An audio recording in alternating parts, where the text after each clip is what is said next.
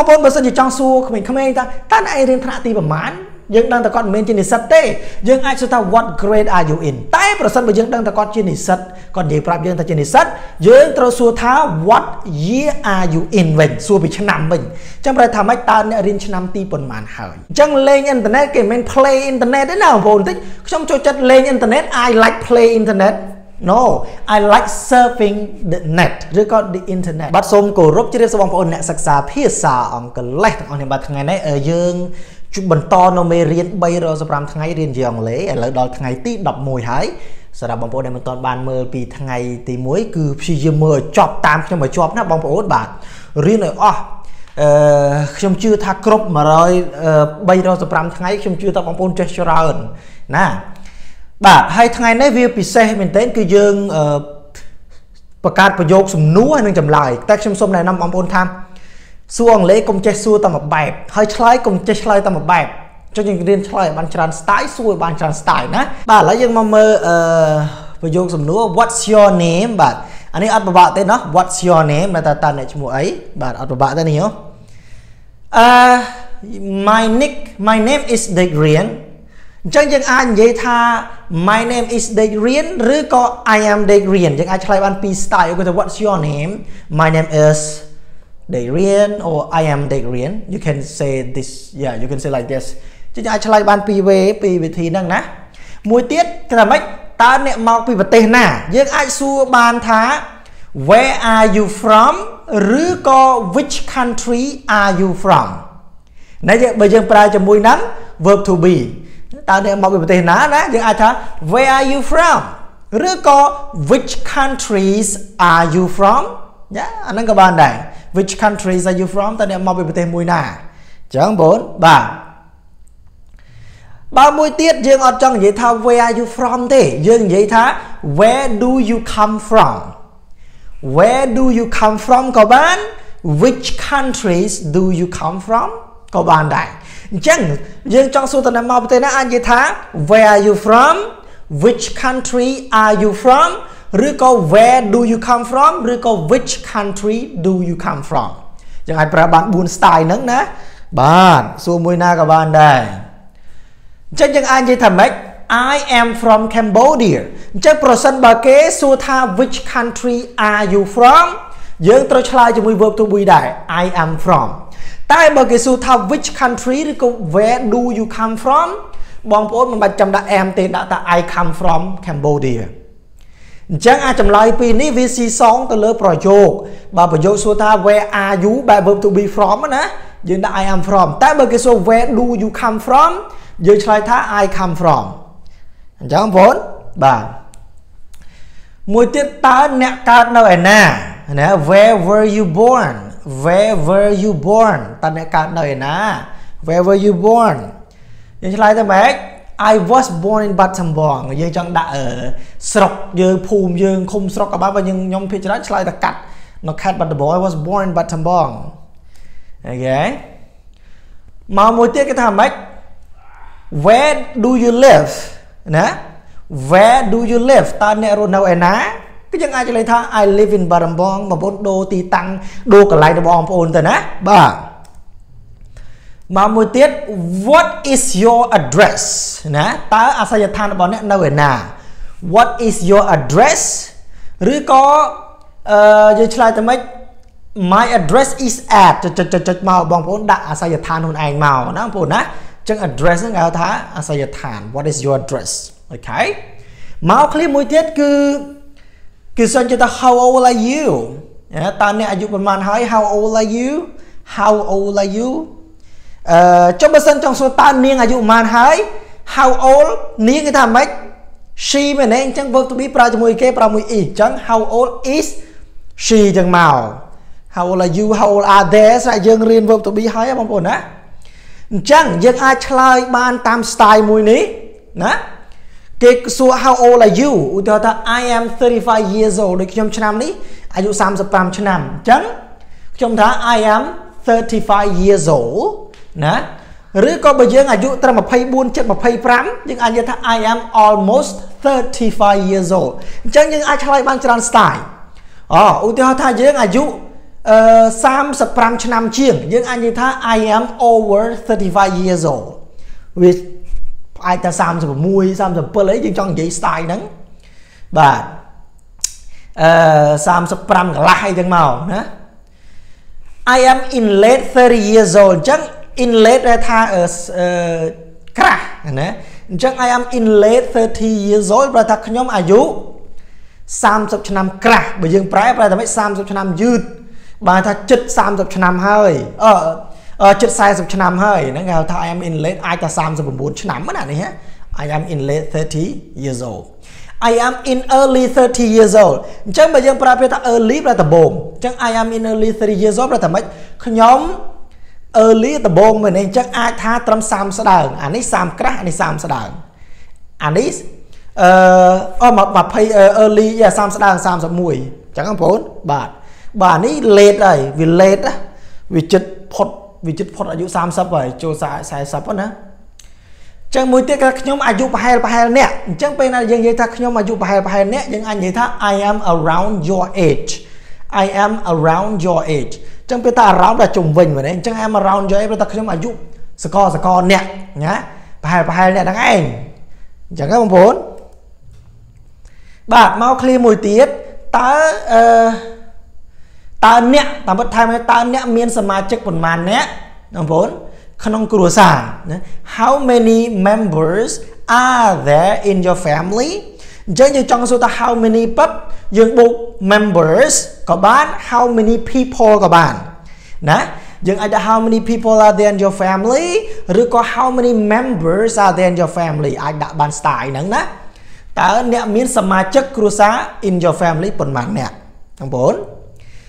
Okay, there are 5 members in my family. There are 5 members in my family. មានគ្រូសមាជិកគ្រួសារចំនួន5នាក់ណាអញ្ចឹងយើងដាក់ចំនួនមក5 6 7ស្អាយើងអញ្ចឹង member យើងថែម s បើគេសួរ people យើងអាចឆ្លើយ people ទៅណាតើអ្នកមានបងប្អូនចំនួនប៉ុន្មានអ្នកណា How many brothers and sisters do you have តាមពិតយើងអាចនិយាយថាបងប្អូនប្រុសស្រីតែខ្ញុំយើងមិនចាំក៏ដាក់បងប្អូនទៅណា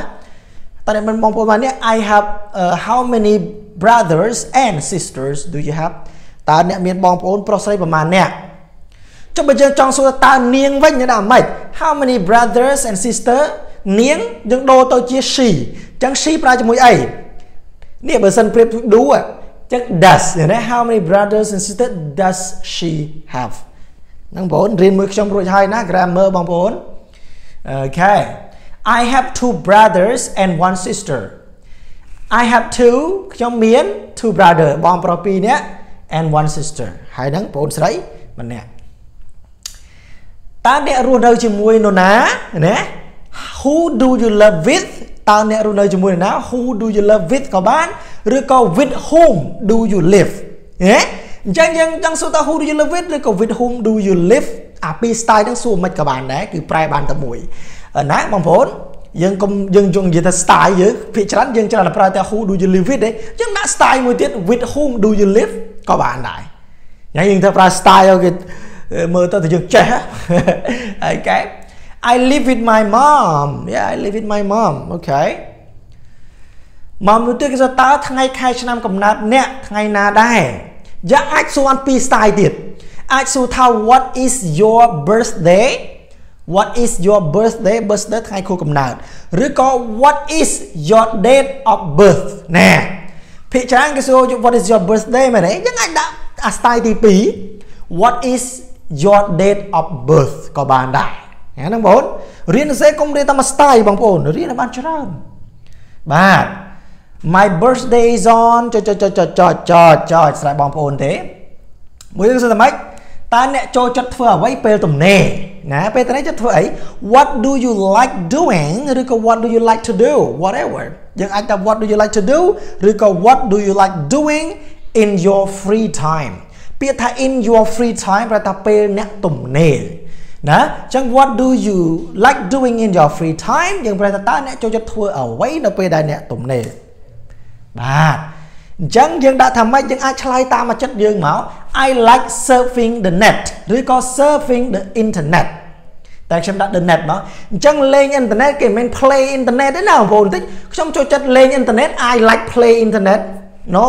I like surfing the net ឬក៏ the internet គេប្រាប់ពាក្យ surfing មាន play ណាបងប្អូន play អាហ្នឹងខ្មែរយើងសុទ្ធហើយ I enjoy reading អញ្ចឹង enjoy បូក verb ing ណា I enjoy reading ខ្ញុំចូលចិត្តអានពេលទំនេរយើងអាចដាក់បន្ថែមថា in my free time I like surfing the net I enjoy reading I am interested in blah blah blah blah ស្អីក៏បានដែរសារយើងដាក់in my free time I like studying English with Dek Rean អញ្ចឹងទៅណាបងប្អូនសារយើងឯងបាទមួយទៀតហេតុអ្វីបានជាអ្នកចង់រៀនអង់គ្លេសហេតុអ្វីចានេះក៏នៅឧទាហរណ៍ណា Why do you want to learn English Why do you want to learn English អញ្ចឹងឆ្លើយគេអាចឆ្លើយបែបសាច់តែយើងតែនេះខ្ញុំឧទាហរណ៍ជូន I learn English for my job ណាគេថា Okay I learn English for my job ខ្ញុំរៀនអង់គ្លេសដើម្បីការងារខ្ញុំឬក៏